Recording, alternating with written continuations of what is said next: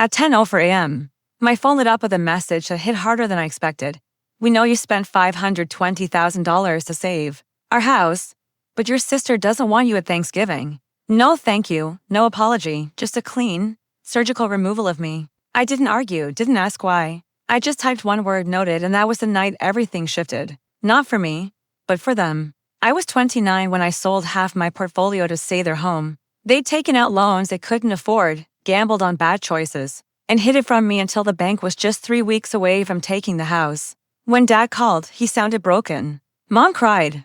I didn't even hesitate. One clean wire transfer, done. They got to keep their house, their pride, and I thought maybe, finally, I'd earned my place in the family. My sister Leah said nothing. She didn't help, didn't thank me. Just looked at me with that quiet bitterness she carried since we were kids. I was always the afterthought until they needed saving. Then, for a moment, I was a hero. And just as quickly, I was invisible again. It started small, group chats without me, family photos where I was somehow missing. Then came Mom's birthday. I sent flowers and heard nothing. Later, I saw a photo online, Leah smiling, holding that same bouquet, with a caption from the one who really knows me. I started keeping receipts, both kinds. I knew my place. Useful, but not wanted. So I stayed quiet, watched and waited. Until that 1 a.m. text became the invitation I didn't know I'd been waiting for. They handed me the knife. All I had to do was decide where to cut. Step 1, the legal ground. I never gave them the house, not really. The transfer went through a holding company that I owned. Legally, they were tenants, not owners. Hidden deep in the paperwork was one special clause: if emotional harm caused family estrangement, the property would revert to the donor. That one sentence cost me $4,000 in legal fees, the best money I've ever spent. Step 2, the freeze. Every monthly transfer, gone. The $30,000 gift they expected in January, canceled. The college trust I set up for Leela's son, closed. The funds quietly moved to a new account under my control. I wasn't punishing him, but I sure wasn't funding her. Step 3, exposure. I sent one package, just one, to every relative we had. A sleek, cream-colored photo book.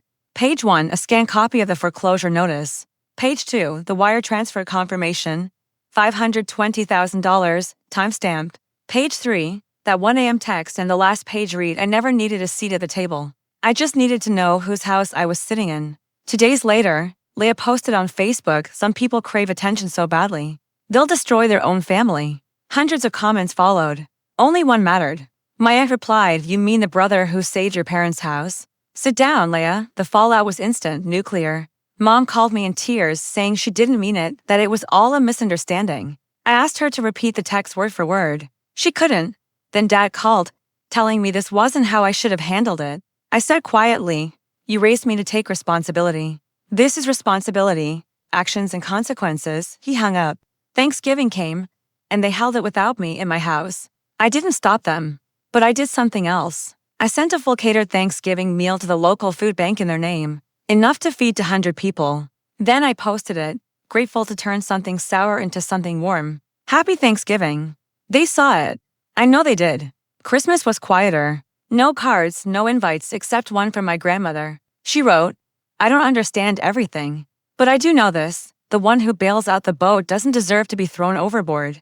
January came, and with it, the final step, eviction notices. I wasn't cruel.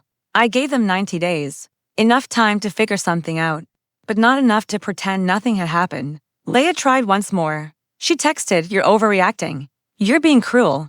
I replied, no, I'm being exact. She never texted again. They moved out in March. The house sits empty now, quiet, but not forgotten. I haven't sold it or moved in. It just stands there, mine, a monument, not to revenge, but to memory. Sometimes I drive by and slow down. Not out of nostalgia, but clarity. They built a house on the foundation of my silence, and were shocked when it collapsed. I'm not angry anymore. I'm awake. They thought I'd always be there, that I'd keep bleeding just to keep them warm. They were wrong.